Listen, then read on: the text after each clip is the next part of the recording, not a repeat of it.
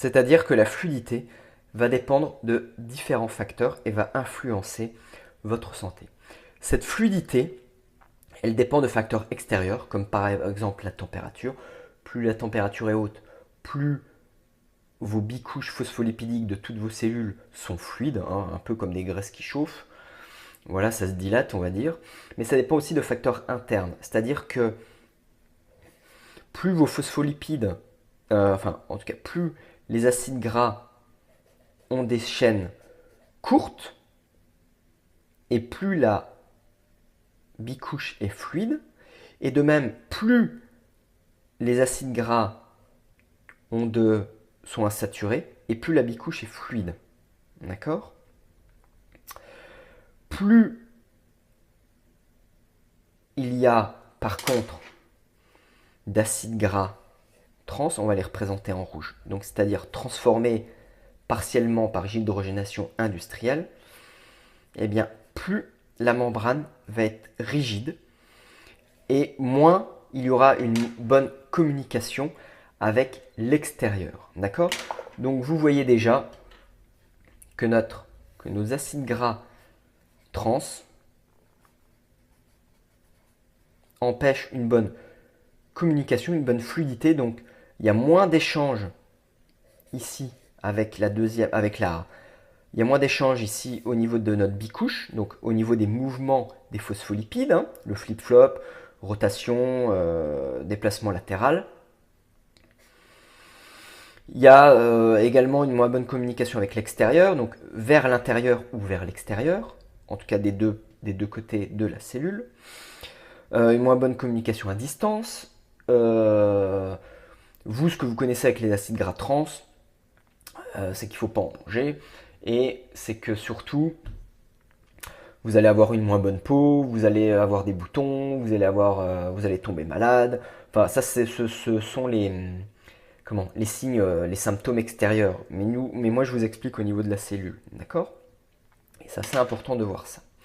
Donc, bien sûr, ça va dépendre d'autres facteurs, comme par exemple, plus il y a de protéines dans nos cellules, moins la membrane est fluide. Alors, bien évidemment, toutes les cellules sont composées de phospholipides.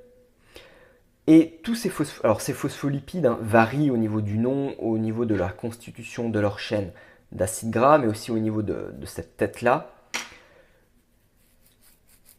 La composition va différer en fonction du type de cellule, que ce soit un globule rouge ou une cellule du cerveau, ou une cellule musculaire, ou dans n'importe quel tissu, etc.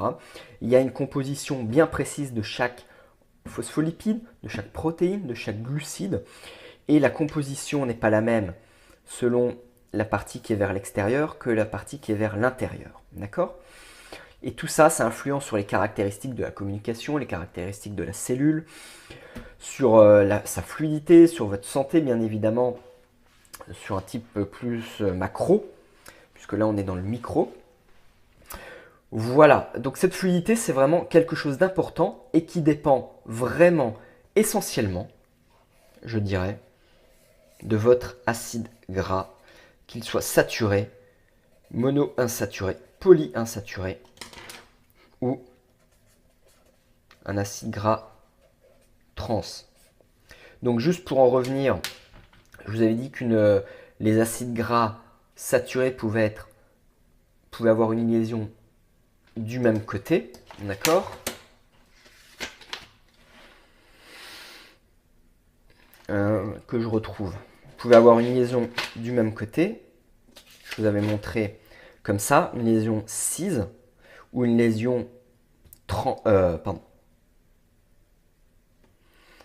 Hop, ici on a bien une liaison. Je m'y perds. C'est une liaison cis. Et ici, on a une liaison trans. D'accord? Donc, quand je dis les acides gras trans, ça ne veut pas dire du tout trans de transformer. D'accord? C'est trans pour la position de la liaison. Mais, par abus de langage, on pourrait dire effectivement que les acides gras trans qui ont une liaison en position trans sont également des acides gras transformés. Bon, là, je crois que je vous ai perdu. C'est pas grave. Voilà.